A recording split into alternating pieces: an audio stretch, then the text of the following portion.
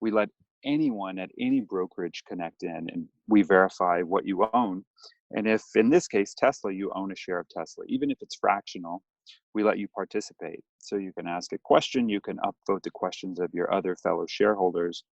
And then, in this case, the head of IR at Tesla, Martin and Elon, decided to take questions from Say, and they took the top 5 for their Q4 and then most recently their 2019 Q1 call. And it's really cool to see That's that wild. Yeah. you're just everyday, 5 shares can jump on and ask a question. And they're doing this ahead of the analysts.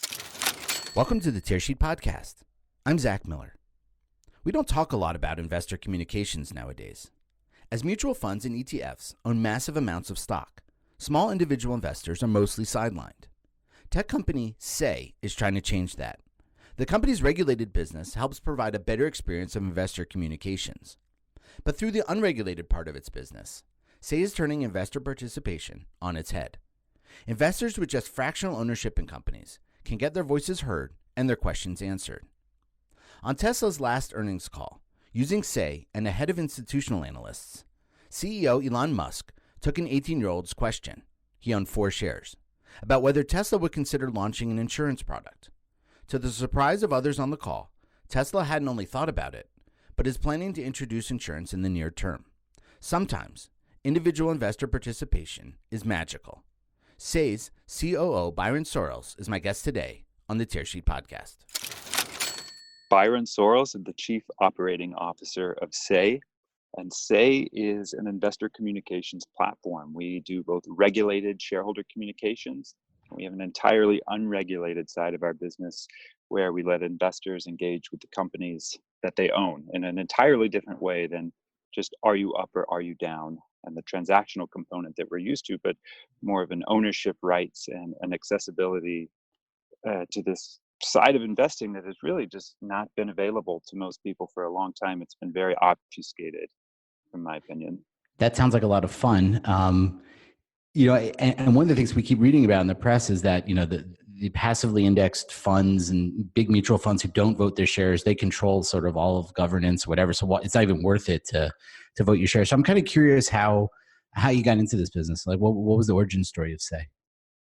The origin story, the founder of Acorns, Jeff, while he was at Acorns, experienced this as he was sending shareholder communications to the Acorns investors. And these are first-time investors, people who don't know what an ETF is. When you ask them what they're invested in, they'll say Acorns, or if you say Stash.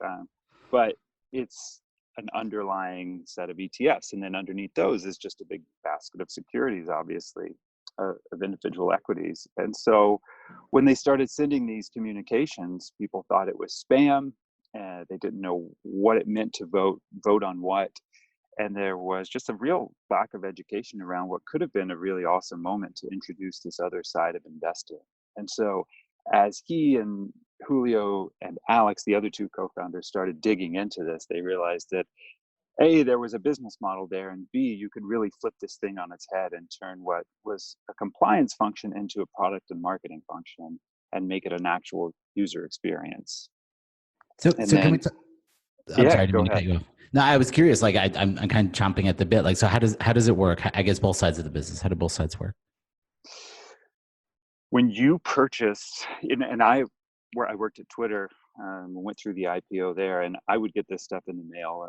That's kind of how I came to it. So when I first met Jeff, he was like, that stuff you get in the mail. And I was like, oh, you mean the stuff that I throw away immediately and never look at? And he was like, yeah, that stuff. So when you buy a security of any sort, an ETF or a stock or a mutual fund, it's that company's regulated responsibility to get you their investment materials. So as an owner, you're entitled to get their annual report and then the proxy statement and the right to vote when that annual meeting comes around. So there's a whole sort of underbelly where the brokers are sending out overnight who owns what. And there's one big third party. There's Broadridge, who does most of the heavy lifting here. They pretty much have a monopoly. There's Mediant also. They take in who owns what, and then they're monitoring filings. And so at the right time, if you held the security on the record date, they'll send you an email or a postcard or the big packet in the mail, aka the stuff that typically goes straight to the recycle bin. And then if it's a vote, you have the opportunity to click and vote, and that's often on board of directors or the ratification of an auditor, and there are often shareholder proposals or management proposals that you can also vote on, and those are the more interesting things. And then business model wise, there's a regulated fee schedule where the person sending the materials can charge, and it's not the broker that pays. Most people say, oh, so Acorns or Schwab or Fidelity, but they're just responsible for getting us the information on who to send it to. So it's the actual companies, Twitter, Facebook, Vanguard, BlackRock, who have to pay the fees to get the communications to their shareholders. Because again, they don't know who their shareholders are. The broker does. So that responsibility falls to the broker. Interesting. And so you alluded to this in sort of your introduction, but why do you think we've gotten to a point in history where people don't feel engaged in investor communications and there isn't a sort of a two-way conversation there? It just kind of push and people sort of feel, I guess, powerless maybe in terms of governance? Yeah, as much as technology has enabled, with fintech in general, making payments, becoming an investor, within just a few minutes of onboarding, which I personally think is amazing. People wake up, they're not an investor, they download an app, they connect their bank account, it rounds up spare change, and voila, you suddenly are an investor. That's become really, really easy. But what I think it's done is it's created a sort of veil in between what it means to actually purchase an investment. And if you look back in the old days of shareholder meetings, people would go, they were proud, they would wear ribbons. It was an event. And Berkshire is still able to pull that off. And a few other companies with investor letters, it's an anticipated event. But I think a lot of the ceremony around being an owner and holding a physical stock certificate is sort of Sort of like gone. the Peter Lynch buy what you know type thing, where you're investing in the products you love and use every day. Yeah, Yeah. I think a lot of people still do that. They just really only see it though as am I up or am I down? And then the ownership piece of voting is just, you don't even know about it sometimes, especially if you're a new investor, until 6 months later when that comes in the mail and you're like, oh, vote on what? So much of the push, I guess, from companies is via earnings calls, and I know you guys do some interesting things there. Do people participate outside of like sort of the institutional investor world? Do people participate in earnings calls? And I guess from your perspective, like what are you guys doing to improve, I guess, that experience? We're trying to get them to. It's really been an experience that's been reserved for the Wall Street analysts and sometimes the institutional investors. So with Tesla, what we did was we created, and this is outside of that regulated investor communications framework. So we have a couple of broker partners there, DriveWealth and Acorn. So outside of that, we let anyone at any brokerage connect in and we verify what you own. And if, in this case, Tesla, you own a share of Tesla, even if it's fractional, we let you participate. So you can ask a question, you can upvote the questions of your other fellow shareholders. And then, in this case, the head of IR at Tesla, Martin and Elon, decided to take questions from Say, and they took the top 5 for their Q4 and then most recently their 2019 Q1 call. And it's really cool to see That's that wild. Yeah. you're just every day, 5 shares can jump on and ask a question. And they're doing this ahead of the analysts. And so on the last one, I want to get this right. I think it was an 18-year-old investor with 4 shares asked the question about Tesla and would they ever consider an insurance product. And then to everyone's complete and utter surprise, Elon said, yes, we're launching it in a month or so, which spawned a ton of news articles. And then one of the analysts who followed up ended up asking about the insurance product. I thought that was a really great illustration of how a few shares can matter when it comes to proxy voting or asking a question on an earnings call. You don't have to have a massive $100 million position to get noticed. And so for a company like Tesla, though, they were also sending a message to the investor community saying that, you matter to us, right? I mean, there was a message there, right? Absolutely. And you just alluded to it, they buy what you know. A lot of shareholders, they're the most ardent supporters of a product or service. I still do it. I tend to just kind of go in, and if I'm just kind of in a browsing mood, I'm like, oh yeah, of course, I know this company. I know this company. I'm comfortable. Their app is on my phone. Like, I'm giving them money, on a sort of monthly basis in a subscription way. Why would I not also buy their stock?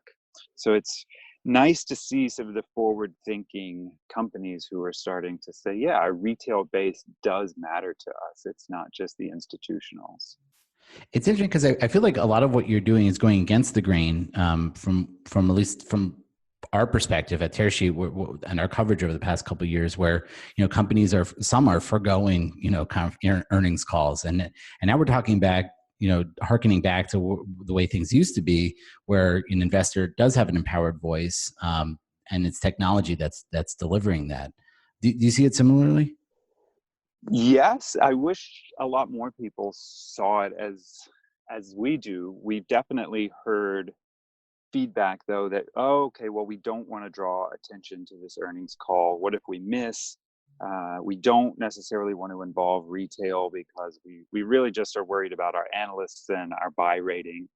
Or we already take questions off of Facebook or Twitter. And I mean, look, I used to work at Twitter. I love Twitter, but my response was, those are not verified shareholders, and for all they may be a bot of some sort. So it's not going to happen overnight, but I think we're in this moment in time where there is a shift to saying our customer matters, our retail matters, and you see it.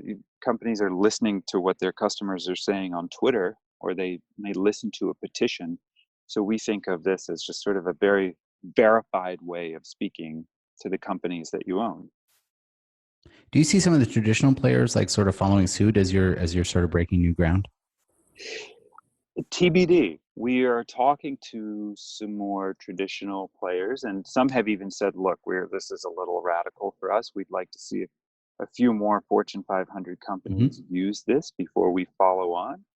And then some are saying, yeah, we want to be pioneers here. We want to be out in front of this, because we know this is where things are going anyways. So we might as well go ahead and get moving on it. So I wanted to ask you also about fund holders. You mentioned before that you said you could own fractional amount of shares to be able to participate. What about ETF and mutual fund holders? We actually allowed that. So we got the Lipper data from Thomson, and we show you the composition of your ETF. And if you have Tesla ownership through a fund like ARK or QQQ, you own a fraction of a fraction, and we let you participate. And of course, we weight you accordingly. It's proportional to what you own. But we wanted to enable that participation. And I think that's a really new thing for most people, is they don't know what's inside their fund.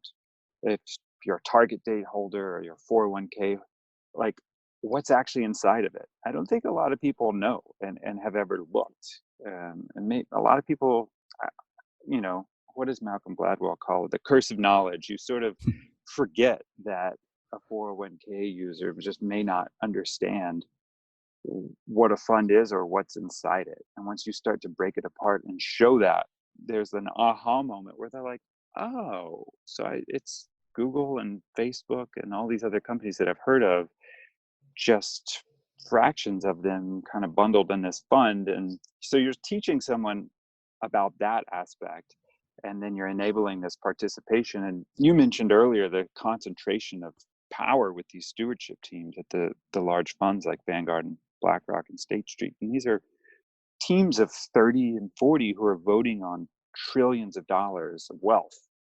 And so finally getting the underlying fund holder to actually be able to voice their opinion, show what their sentiment is really interesting to us. And we think something that everyone will be interested in knowing more about if we can pass that along.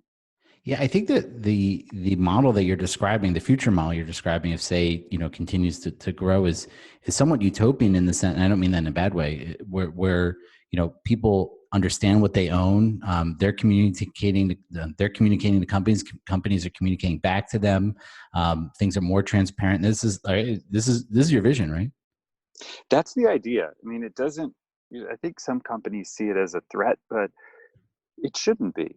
And these are conversations that are going to happen anyways. Like I said, people are tweeting, they're signing petitions, they're marching in the street. There's a two-way dialogue that can happen. It's going to happen somewhere, and we want to capture that on our platform and let those moments happen on Say, because they're going to happen no matter what. Like the United Airlines guy getting dragged off a plane, people, it just erupted a certain corner of the world, or half of it. Just so many people had an opinion on that. And it's one thing when a tweet goes viral, but it's another thing when you have 5% of your market share is connected in and verified their shares and voicing their opinion on something.